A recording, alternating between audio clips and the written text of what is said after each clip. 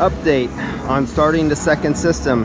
This Saturday you seen me above on the roof finishing the copper up there, and I think that was testing the 4K video mode that I've never done before, and discovered by somebody telling me that 4K did not upload to YouTube. It was only 1080. So today I reduced my video mode to 1080 but HD at 60 frame rates per second. So what's going on today? Finishing up the copper on system number 2, the other 20-ton heat recovery unit. So I have the copper set here, and I have the nitrogen, of course, the nitrogen regulator. I have it going through the gauges. I always like to see the pressure. Don't know why, it's really not necessary, but I like to see. You know, you actually can see, if you actually did this, you can see a pressure gain as you braze up fittings in your system. And even if you had your nitrogen turned way down, and this is what causes leaks on some guys, they don't realize it. If they have many sections and they have their nitrogen regulator turned really low, but they don't monitor it, as you go along your brazes and you braze them up, the whole entire system becomes more airtight. And if you only have a small little tiny hole at the very end of your system, you actually start losing all that leakage through the fittings. And if you have too much of a restriction, or you forgot to remove a plug, even worse, you can build up a slight pressure, and it could be the cause of some of your leaks through your silver brazing joints. So here we have this 6-ton unit right there. I'm going to be brazing that up. Then it comes around here and it'll go into a Y, and the Y is actually located past this unit here, somewhere right about down in there. And then it comes back this way because the feed is from the 2 units that are up there, a 20-ton LG unit there and a 20-ton LG unit sitting right on that big giant beam. I have the center mass balanced perfectly on top of that beam. That's my load bearing. Comes down here, goes to, nope, not this one. This is the first unit I did that's finished. This one works. Goes to this one. This one works. That's a 6-ton. That's unit number 1, but we're talking about unit number 2. So we come from 6-ton, we come over here, we make this bend right here, and it goes to this 8-ton unit. So this is an 8-ton air handler right here. These thermostats are only backup redundancy. So what they're for is the AC Smart, which is the touchscreen computerized system, is downstairs in front.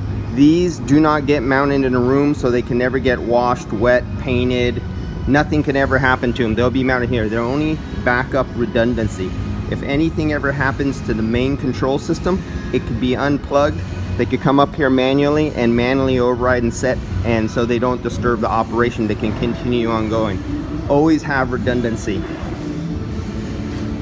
So braze up these, and as you can see, this is for my communication line. My communication line is always in armor flex of some sort, or hard ECM, because on many jobs, other people's jobs and my own, I've always had somebody damage a wire, a nuisance call because somebody damaged the wire. So now on all my jobs where anybody has to put their feet over or do anything, I don't just strap it. It gets protected. All my stuff is protected on my communication wire. All communication wire is completely armor coated. And then we'll come around to this other 6-ton.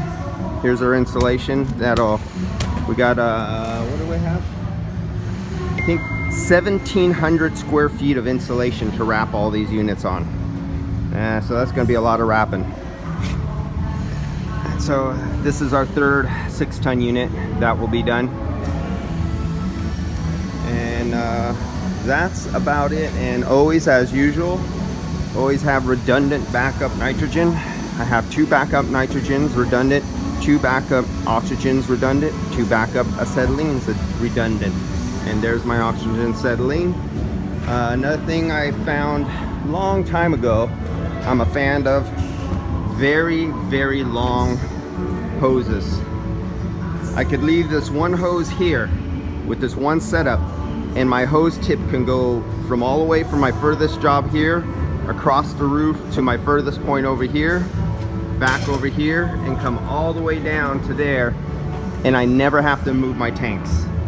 That's something, if you ever have to go up a 12 or 20 foot ladder and you had to haul up some tanks or something like that, that's all gone when you have a hose this long.